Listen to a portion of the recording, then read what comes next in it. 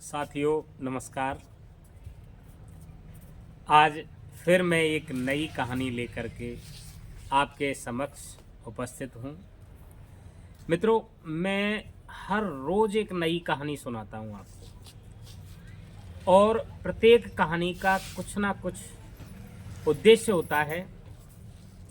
मेरा कहानी कहने का कोई एक सार्थक उद्देश्य होता है। कहानी को अंत तक सुने। वीडियो बहुत ही रोमांटिक है, ज्ञानवर्धक है और प्रेरक कहानी है। कहानी को अंत तक जरूर सुने। एक बार क्या हुआ, एक छोटा सा प्रेरक प्रसंग है, मात्र 2-3 मिनट का है, जरूर सुने मित्रों। हुआ ये कि एक बार एक घर में चूहा और बिल्ली प्रत्येक घर में मिल जाते। बिल्ली चूहे को पकड़ रही थी। चूहे को पकड़ती पकड़ती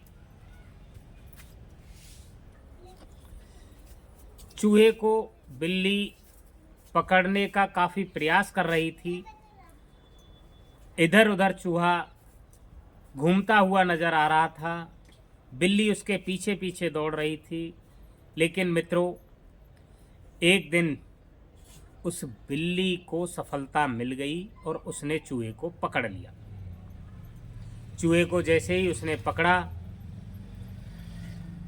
तो चूहा ने बुद्धिमानी से काम लिया और चूहा ने एक बहुत ही सुंदर सी कहानी बिल्ली को सुनाई और बिल्ली को बहुत तेज हंसी आई। बदले में चूहा ने खुद को छोड़ने की बात कही तो बिल्ली सहमत हो गई और कहा, अरे तू तो बहुत अच्छा कहानीकार है, तूने मुझे खुश कर दिया, जा मैं तुझे जीवन दान देती। मित्रों, इस बात को सुनकर के चूहा वहाँ से बहुत तेज दौड़ लगाता है और भाग जाता है।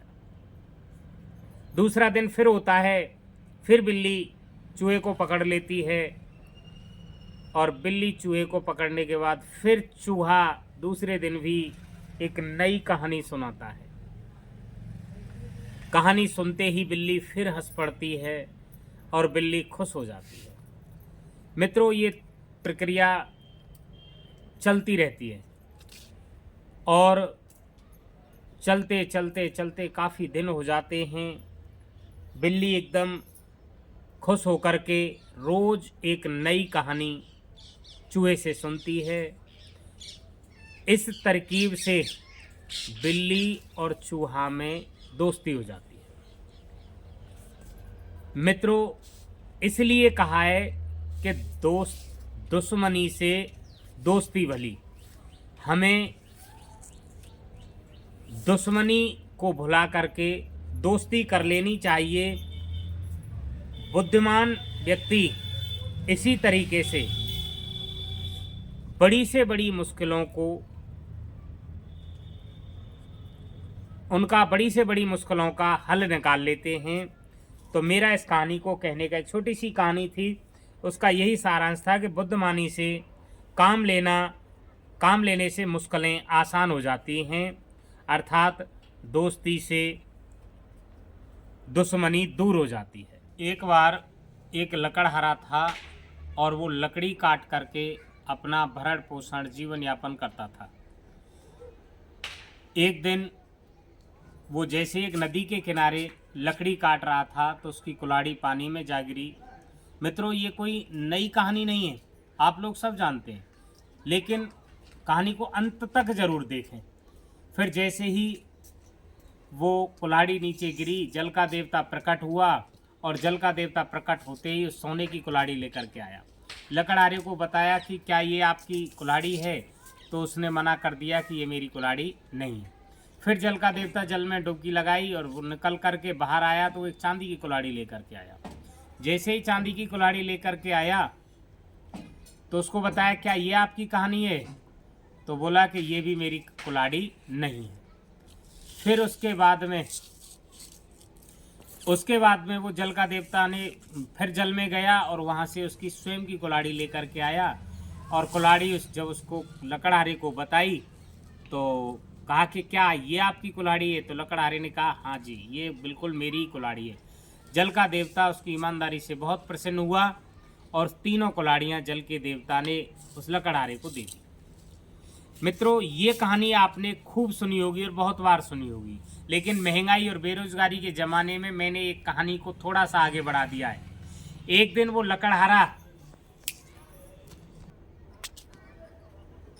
जैसे ही एक दिन वो लकड़हारा अपनी पत्नी को लेकर के और लकड़ी काटने के लिए आया, तो वो लकड़ी नदी के किनारे पर ही काट रहा था। जैसे ही लकड़ी काट रहा था, पत्नी इकट्ठा कर रही थी, तो पत्नी का पैर फिसल गया और नदी में पत्नी जा गिरी। मित्रों, वो ज़ोर ज़ोर से लकड़हारा चिल्लाने लगा और जैसे ही चिल्लाने लगा तो जल का देवता प्रकट हुआ। कहा कि आप क्यों रो रहे हो? बोले मेरी पत्नी नदी में गिर गई है। तो एक बहुत सुंदर सी कन्या जल का देवता लेकर के पानी से ला कर के आया और लकड़हारे से कहा कि क्या ये आपकी पत्नी है? तो उसने एक बार में ही कह दिया हाँ, ये मेरी पत्नी है। जल के देवता को बड़ा आश्चर्य हुआ और कहा ये कैसा आदमी है? सुंदर पत्नी को देख कर के, सुंदर महिला को देख कर के एक बार में ही यश कर लिया कि हाँ, ये मेरी पत्नी है। तो जल का देवता उससे नाराज हो गया कि बोले आपने ऐसा क्यों कहा, जबकि ये आपकी पत्नी नहीं है। तो उस लकड़हारे ने कहा साहब, ये मैंने इसलिए कहा कि महंगाई और बेरोजगारी के ज़माने में ये बात मैं नहीं यश करता तो आप फिर जाते नीचे जल में, फिर दूसरी लाते, उसको भी मैं मना करता, फिर तीसरी लाते, तीसरी मेरी वाली होती और आप खुश होकर के तीनों पत्नियों को दे देते। तो मित्रों, मैं 3 पत्नियों का भरण पोषण नहीं कर पाता, इसलिए मैंने एक बार में ही इस सुंदर महिला को पसंद कर लिया है। अब एक पत्नी की यदि परवरिश हो जाए तो वो कम नहीं है।